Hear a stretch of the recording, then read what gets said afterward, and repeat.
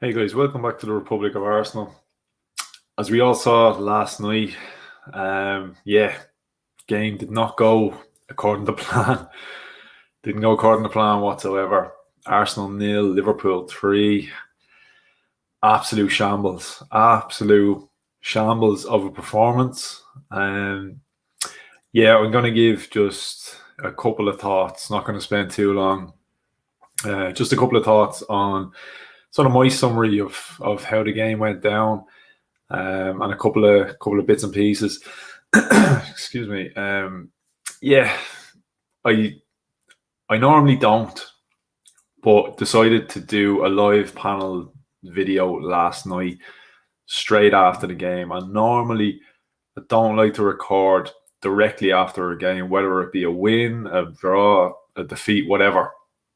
Usually you're not quite in the right headspace to be making assessments and analyze things directly after the full-time whistle is blown. But decided, just for something different, I do it anyway. It'd be one thing if we had witnessed Arsenal winning that game 3-0. It would have been completely different vibes, understandably so. We lost, and it wasn't just the fact that we lost. We just never even showed up. We were absolutely awful. We lacked fight. We lacked any kind of passion, desire, hunger. You name it, we lacked it. Really, really bad performance by Arsenal.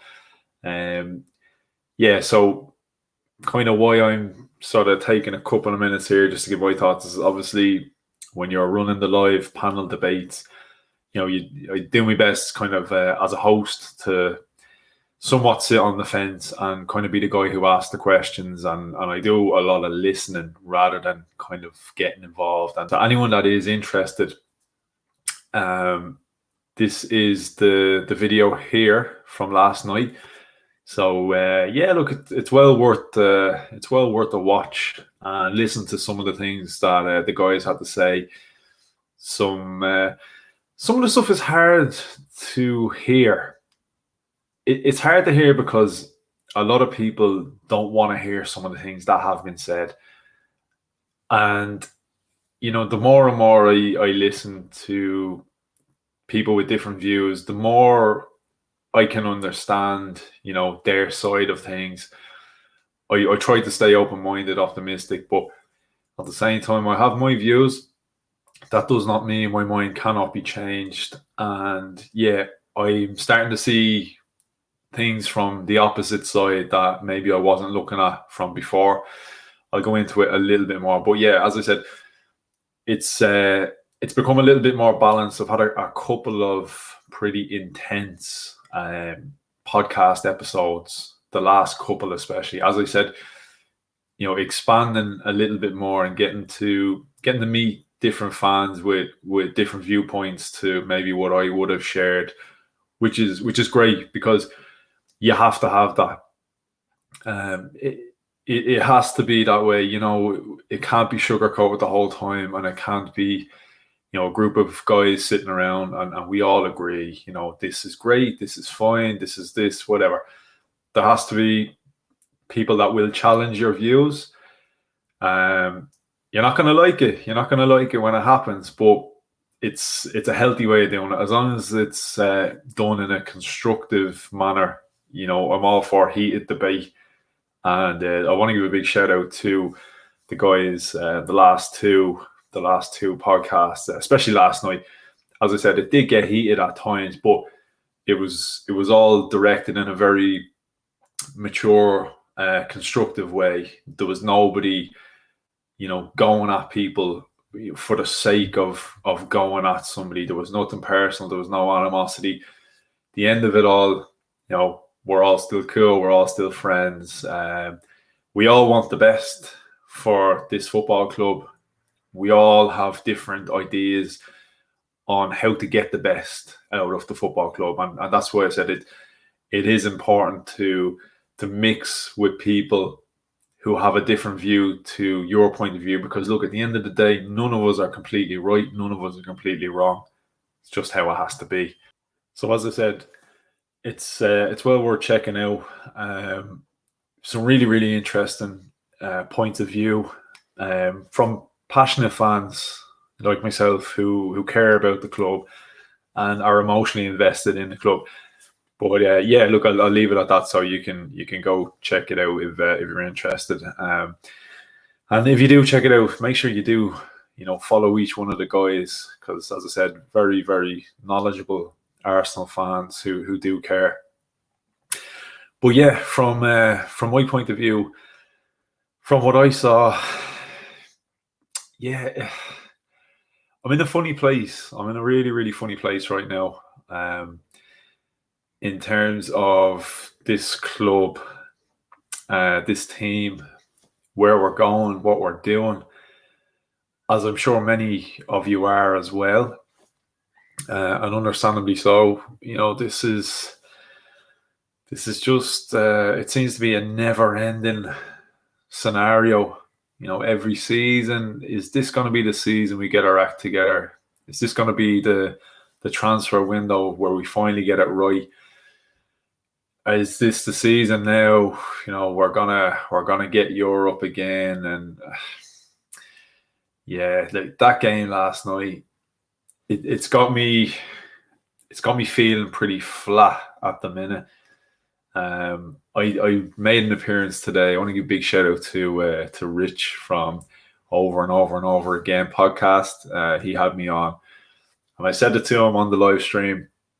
I said, I'll be honest, I didn't even want to talk about that game. I love appearing on Rich's show, but that game I did not want to talk about. And I feel so much better now that I have, which is kind of why I've got a bit of a buzz about making this video, because I had no intention of even making this. I sort of wanted to put that game behind me. As I said, I did the live last night, and I thought, yeah, look, that's it. We put it to bed now and forget about it, move on. But no, like I said, look, I think it's healthy to talk about these things as well. So yeah, I definitely feel better after making that appearance. But yeah, in terms of last night, the first half was just such a flat affair. Like, it felt from both sides. I know Liverpool were definitely edging it. They were definitely the better side. But, when you get the sense that one team kind of knows they can stay in cruise control because the other side is offering nothing. That's what I felt in this first half. Arsenal offered absolutely nothing. Liverpool were aware. And to me, it felt like a pre-season friendly. It felt as though Liverpool sort of said, we'll stretch the legs for the first half. Maybe we'll step it up a gear for the second. We'll put this tie to bed, and then we'll cruise, and that's that. And that's that first half. I found myself completely disinterested. Completely. I sensed that from the players. I sensed the players completely were not focused and not in it. And that transmitted to me, sitting there as a viewer watching. I actually felt these players have no energy and no passion for this game right now. And I can feel it, taking its toll on me. Like, I felt at times I sat there and just, whatever about if we had played bad, you could be frustrated and say, you know what, we actually just played bad football tonight. I just felt like we didn't even play football. We never laid a glove on Liverpool and didn't feel like we'd ever even attempted to. I can understand, look, Liverpool are a good football inside. They've had their issues this season. But the fact that at no point in that game did I feel as though Arsenal, were going to try anything more than just contain. And for maybe, you could say, the first half hour or so, we contained. We did. We probably did in the first half what we were supposed to do, which was contain. But yeah, at what point, do you contain and sort of say, well, look, it's time for us to have a go? You couldn't sense that coming from Arsenal. In terms of the lineup and that, yeah, okay, look, he definitely got it wrong, Mikel Arteta. Definitely made some bad calls. First and foremost, there was a couple of players missing. That's fair enough. David Luiz, Granit Xhaka, Emil Smith-Rowe, Bukayo Saka. So the lineup was always going to be a little bit of a funny one. The partnership of Holding and Gabriel, for me, does not work. It has never worked. And I've said this time and time again. I've appeared on different panels. I've said it over and over. It doesn't work. For me, there's no communication there. And I don't know whether it's a language barrier, because you see Gabriel playing with David Luiz. They both speak Portuguese. There seems to be a better understanding there. At the same time, say what you will about David Luiz, I think he offers Gabriel a little bit of assurance. He is a mature, more experienced head. Yeah, he has a mistake in him, but I think he offers that bit of guidance for a guy like Gabriel. Same with Rob Holding. Rob Holding with Gabriel does not work. Rob Holding with Pablo Mari, that works. That works fine. Why Pablo Mari wasn't included last night, I can't understand. Maybe you could have gone Holding and Pablo Mari, because I feel like Pablo Mari offers Rob Holding what David Luiz offers Gabriel. So straight away, I wasn't happy with that combination there. And I'm going to feel that way every time we see that partnership of Holding and Gabriel. I'm not going to be happy. It just, for me, it doesn't work. Chambers at right back, understandable. He played against West Ham. I feel as though, I'm not saying he was at fault for the first goal against West Ham, but I thought he could have done a little bit better picking up Jesse Lingard. But he redeemed himself with the assist and he looked good going forward. I can totally understand why he was included. Cedric was away on international duty, so it made sense to give him a bit of a break. And Hector Bellerin, he seems to have slipped down the pecking order in the Premier League. So, yeah, Chambers, I didn't have too much issue. I really didn't. I had more issue of his inclusion against West Ham. But as I said, seeing what he did against West Ham, I felt a lot more comfortable of him coming into this game. Kieran Tierney, look, it's a no-brainer. If Tierney's fit and available, he's going to be selected to play. Bernd Leno as well. Yeah, we'll get into Bernd Leno. Midfield, Thomas Partey. Yeah, look, you couldn't not be happy with Partey's inclusion. Dani Ceballos. This is a tough one. Granit Xhaka wasn't available, and I think this could have been an eye-opener for a lot of people. I've said this again, time and time again. Granit Xhaka, say what you will, I am fully aware he has his mistakes in him. I'm fully aware. I've seen the arguments, since we signed him, we haven't been in the Champions League. If we want to progress, we need to move beyond Granit Xhaka. I've seen and heard all the arguments. And I understand a lot of them. I do. But at the same time, there's people calling for taking Granit Xhaka out of that team and sticking in someone like Dani Ceballos. I seen enough last night. I was convinced already, but I seen enough last night to say, hell no. You want to take Granit Xhaka out and put Dani Ceballos in there? I think we all saw, if we take Granit Xhaka out of that team and play someone like Dani Ceballos, that's what we're going to get week in, week out. He's not good enough. He is not good enough. I'm sorry. If you don't rate Granit Xhaka, I can understand your reasons as to why. As I said, I would happily take an upgrade on Granit Xhaka. I do rate Granit Xhaka more than a lot of people would. But look at the alternatives. You know, whether you rate him or not, look at the alternatives. Again, no disrespect to Mohamed Elneny. To me, Mohamed Elneny is a player you bring on with maybe 15 minutes to go when you're trying to close the game out, hang on to a result, and you need that bit of energy, someone that's going to close down. And he's not a guy that you keep in the starting lineup on a regular basis. Again, he's a guy who'll come in and do a job for you. Dani Ceballos, I said this last season, I didn't want us to take him on loan again because I didn't see enough last season to convince me that he was the correct option. So, yeah, I think a lot of people, you know, if you took the blinkers off watching that game last night, you might see what Granit Xhaka offers as opposed to the alternatives that we currently have to Granit Xhaka. Outside of what we can potentially sign, that's a different debate. But what we've currently got, Granit Xhaka is our better option to Ceballos and Elneny. No matter what you say, Granit Xhaka is our better option. So we saw that last night. Pepe as well. Look, we know he's inconsistent, but look, yeah, I'm not singling Pepe out. I'm not singling Pepe out at all. The whole style was wrong. We didn't play. We didn't utilize the wings, the full backs. It was a game he was never really getting into. I seen him try. He was making efforts. It was never going to work on the night. Just never was. Aubameyang, yeah, whatever.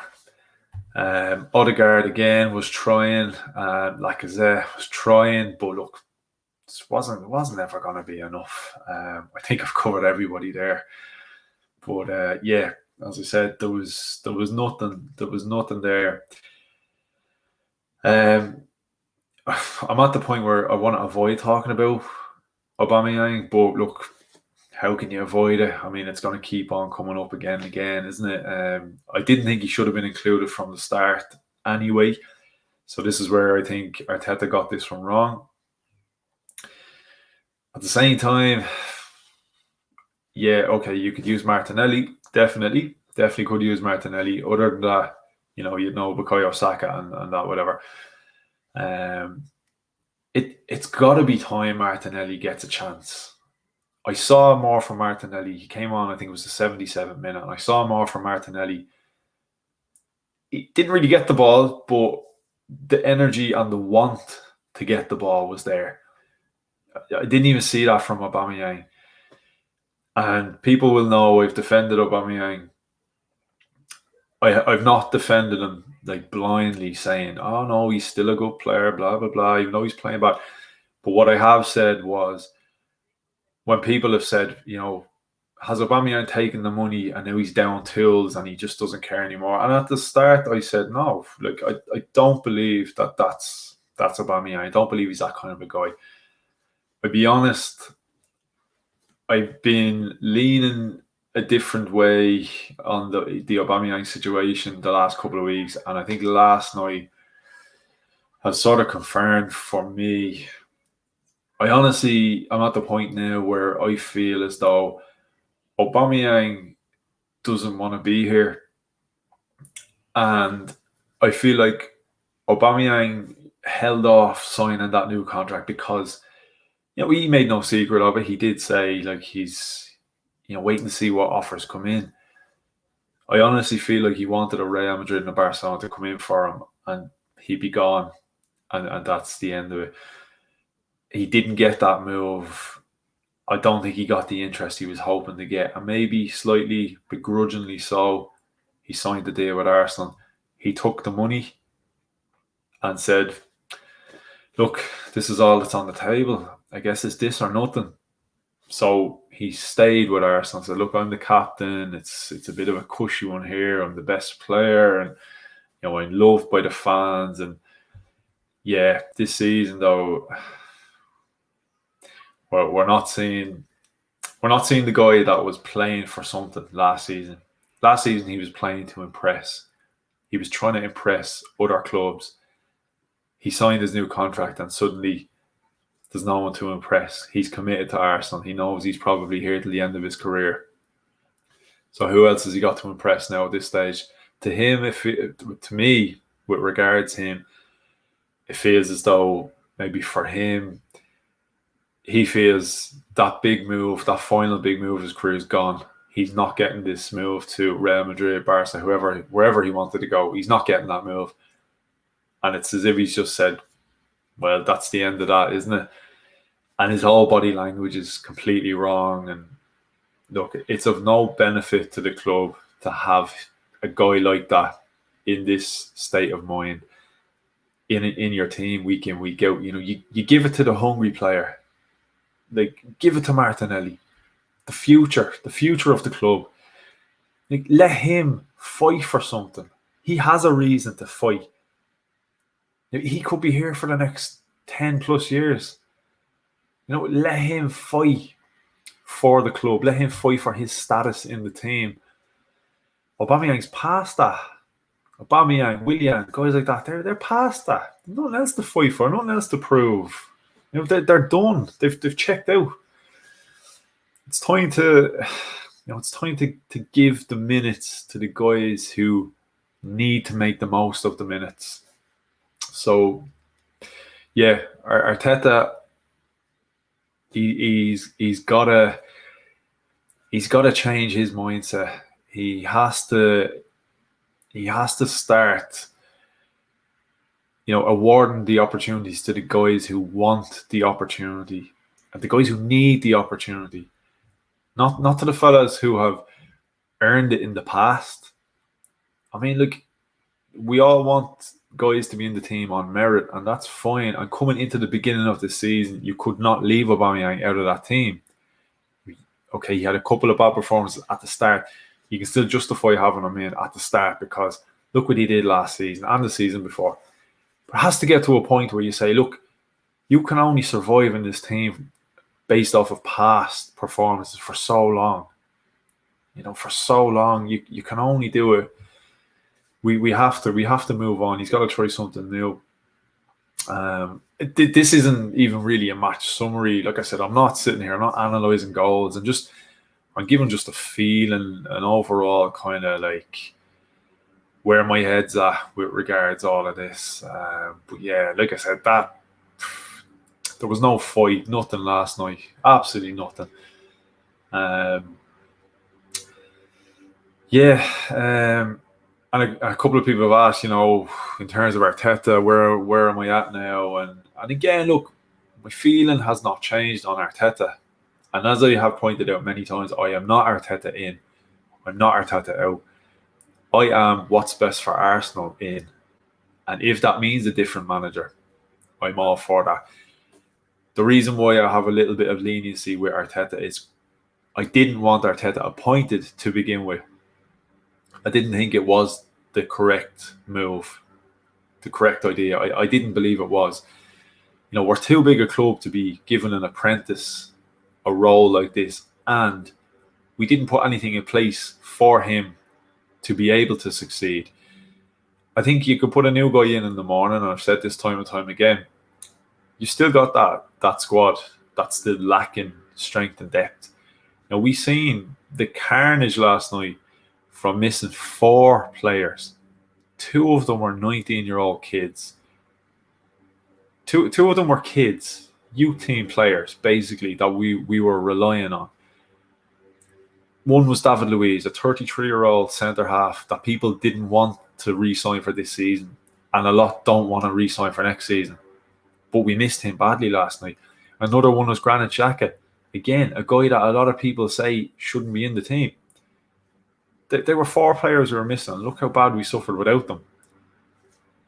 So I've seen people say, look, Arsenal 2-3 additions off of being back up there ready to challenge. Challenge for what? I'm not sure, because we're 2 or 3 regular starters. 2 or 3 players who are good enough to command the starting place away. But we also are about 6 or 7 or 8 squad players away from being good enough to be able to challenge. Because let's not forget, you cannot keep the same starting 11 playing week in, week out for 38 games. Aside from Europe and aside from the cup games or whatever else you're playing, you've got to have enough in your 25-man squad. And you can see our 25-man squad is not enough. Yes, we've a handful of individual talented players, but add 2 or 3, it's still not enough. It's still not enough. Yeah, on your day when everyone's fit and available and healthy, on form, you can have a cracking start in 11. But look at last night, Kieran Tierney goes off injured. Who have we got to cover? Cedric's capable, yeah, but he's not a left back. It's not enough. So who's going to play the next game? What do? Bukayo Saka comes back. We play him left back. Again, not a left back, capable of covering, but he's not a left back. Then we miss out on having his creativity going forward. We are a lot more than 2 or 3 players off being able to compete over the course of a 38-game season. We are a hell of a lot off. Yeah. Very, very, very frustrating. People are saying like this summer is going to be massive, but I know I've kind of slightly gone off topic there because I was talking about my feelings on Arteta, and like I said, the guy can only succeed if he's given the right tools to succeed. And you bring a new man in tomorrow, he may get an extra 10 or 15 or 20% out of certain individuals. You may finish 10th this season. Had you appointed, I don't know, a Carlo Ancelotti, maybe he would have finished 7th. What do we want?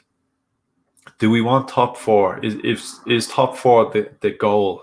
If so, I'm sorry, with the current squad and the lack of depth and the lack of talent and desire, another man will get a bit more potentially out of that squad.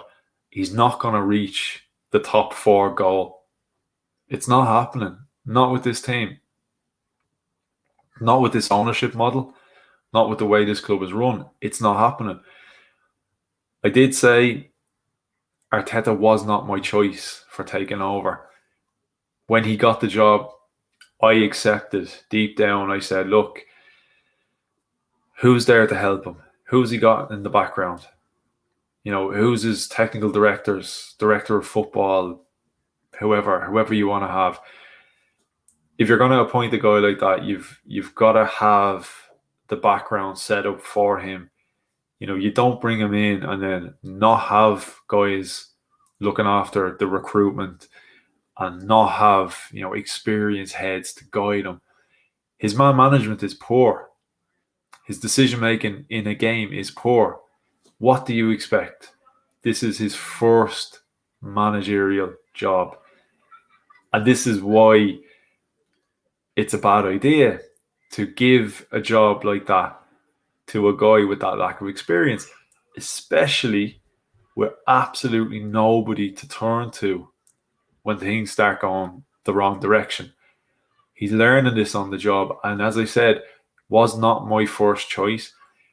He was given the job, so I'm willing to back him. I was willing to give him the time, and I was willing to accept, look, this is the choice the club made.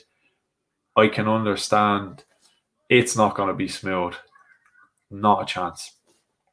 If he gets the right players in, I'd like to see how he would do. I'd like to think that he could do a better job with a better squad, but look, it seems to be a no-brainer. Like, obviously, you'd like to think any manager would do a better job with a better squad. But yeah, like I said, next season, look, what do you feel like he's the man or not the man? Whether you want him gone yesterday or whether you're willing to give him the next 10 years, whatever. He's going to get all of next season regardless. He's going to get all of next season unless we start the season and we're rooted to the bottom 5 for the first 10 games or whatever it is. He's going nowhere, and I've accepted that. You know, whether I want him in the job or whether I want him out of the job, I've accepted he's going to be in the job. He is going to be in the job, and I can see bits and pieces of what he's trying to do. Problem is, he has not got the equipment to do what he wants to do. And a lot of it is his fault also, because he's got to be willing to change up his coaching style. He's got to be willing to accept you cannot play, Barcelona tiki-taka football with some of the players we have. He's come from the Man City model. He's used to working with these world-class players. De Bruyne, the Silvas, well, they were there when David Silva was there. Aguero, all these world-class players. We don't have those guys. So he needs to be able to accept that. And he may have to put his ideas on the shelf slightly and accept I've got to work with what I have, and I can only get so much out of those players. Sometimes you've got to make your tactics a little bit more basic so that they can do the basics, because this is the problem. Our players do not possess the ability or the football IQ clearly to be able to implement what Arteta wants them to implement. So fault does go to the manager for that, of course. It has to. The motivation side of things as well. Yeah, I understand it starts from the top. You've got to motivate this team. At the same time, a lot of that is on the players, because as individuals, you've got to show me, if I'm a manager, you've also got to show me that you want to play. You want to. You've got to be up for it yourself. I can give you a push in the right direction, but yeah, it's up to you to actually do it. But the side of it that, yeah, I can see where people would take issue with that is the fact that he has a couple of guys on the bench that I don't believe would need an awful lot of motivation. You have guys on the pitch like Aubameyang, who obviously needs a hell of a lot. A big kick up the arse, like to get him, G'd up and ready for a game, and it's still not happening. He's still moping around the pitch. And you have a kid like Martinelli who, I'm sure if you say to him, look, you're in the starting lineup today, you've not even got to say a word to him, because he's ready. He's ready to go, because he wants to play. He wants to be there. So again, this is a fault of Arteta. Arteta needs to start realising, who he has in his squad. He gave an opportunity to a guy like Smith Rowe, and look at the difference it made. He needs to go back to doing something like that again. I'm sorry, Aubameyang has got to come out of this team. It's time for Arteta to really sit back and assess and say, look, who's the future here? Who am I constantly having to defend? Who am I constantly having to try and get motivated for games? And who's the ones that are knocking on the door the whole time and, wanting to play, wanting to get out there, and who gives me performance when they get their 10, 15 minutes. And again, Martinelli, you're giving him 10 minutes, you're giving him 15 minutes. Might not even get the ball, but he's showing desire and hunger to get on the ball, and he's running, and he looks interested. And basically that was the theme for me last night. The theme of the whole game was lack of interest. Complete lack of interest. Lack of ability, lack of squad depth. There was enough players that came into that lineup last night. And I can accept if you're played off the park and you're just not good enough. I can accept it as long as you show me, you want to fight. As long as you show me you've given it everything you've got, and you just weren't good enough. You just got outplayed, outclassed by a better side. I'm not going to be happy. I can live with it though. I can at least live with it. Players there last night that should be absolutely chomping at the bit to get an opportunity, and as I said, there was a good 4 players missing. David Luiz, Saka, Smith Rowe, Granit Xhaka. You could have had guys in there that absolutely busted a gut to sort of say, look, this is a chance for me while these guys are out. Let's give Arteta something to think about. Nobody did that last night. Nobody. Not one player. If I had to pick an Arsenal man of the match and someone had a gun to my head, it'd be easier just to shoot me because I couldn't give you an Arsenal man of the match. Nobody showed up. Nobody showed up. So yeah, look, 3-0 Liverpool. As I said, watching every single goal go in, I wasn't even angry. It was almost as if it was a case of I was just waiting for it to happen. I was watching the game and I said to the person I was with, there's a guy on this Liverpool bench, Portuguese guy called Diogo Jota. I said, he's going to come on, he's going to change this game. He's going to win this game for Liverpool. And sometimes I hate being wrong, I really, really do, but this is exactly what happened. And it just felt it was only a matter of time before Liverpool decided, yeah, okay, look, we've played about with these guys enough. Now it's time. Look, let's just be professional, get the job done. That's what they did. So look, fair play to Liverpool. They did all that they had to do. What they had to do wasn't an awful lot. Didn't have to overexert themselves. They were more than happy after an international break to come into a nice, handy game like that. But yeah, look, we've basically fucked it for ourselves. We couldn't capitalise. Chelsea were beaten. We could have really taken advantage and we got something out of that game yesterday. Arsenal being Arsenal, we never capitalise on an opportunity. We never ever do. So, same old. Yeah. In terms of top four, don't even ask me. In terms of top six, no. I've said this for a long time that I don't believe we're going to get top six. And I've also said, look, Arsenal type of club, they keep us dreaming. We don't expect anything, but then we go beat a Leicester and you go, okay, something might be on here. Drop points against teams like Burnley, but then we'll beat a Tottenham and you'll say, okay, hang on, if we can get our form together. Then we have another a game against West Ham and now this against Liverpool. Yeah, I've said it from going back a couple of months ago. I believe our best route into Europe, it's got to be Europa League. And the reason why it was Europa League, I wasn't looking at it and saying that we're better than teams in this competition. It's just Arsenal are so inconsistent. We need 2 bites at the cherry. And all the way up to the final, you've got the 2 opportunities to make it right. And we've needed that. Against Benfica, we drew. But second time around, we were able to make it right. And we got through. Against Olympiacos, we beat them the first time around. But then second time around, we took our foot off the gas. And we lost the game, but we went through. Could be the same against Slavia Prague. If we can do enough in one of the games, we can afford to fuck up one of the games and still end up going through all the way to the final.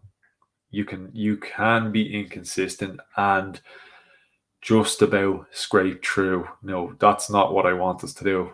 But you can get away with it, whereas you cannot in the league, especially at this stage. Every single game is a cup final. Every single game is important, and you need to get something out of every single game. Not like Europa League, you can win the first leg 4-0 and lose the second one 2-0, and you're still going through. So it's always got to be our realistic route into Europe. While we're in it, we've got a fighter's chance. Everybody in the competition has. But yeah, I'm not gonna talk Slavia Prague or anything at the moment because we'll do a podcast. I'll get a panel on and we will talk our chances. But yeah, just a few things I just wanted to get off my chest there. Needed the bit of therapy. So yeah, that was just, like I said, it wasn't a match summary. It was more of a how I'm feeling kind of a video. But yeah, look, as I always encourage, do comment below. Let me know your thoughts.